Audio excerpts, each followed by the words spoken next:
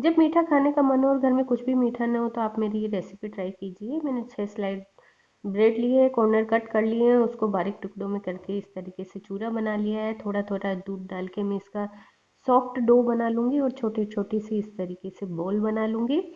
बिना crack free ball आपको बनानी है। अब एक कटोरी शुगर, एक कटोरी मैंने इसके अंदर डाला है पानी, केसर डाली है और साथ में इलायची डाली है और चिपचिपी चाशनी बना लेनी है। और जितने भी ये बॉल्स हमने बनाई थी उसको तेल के अंदर गोल्डन होने तक हमें ब्राउन कर लेना है।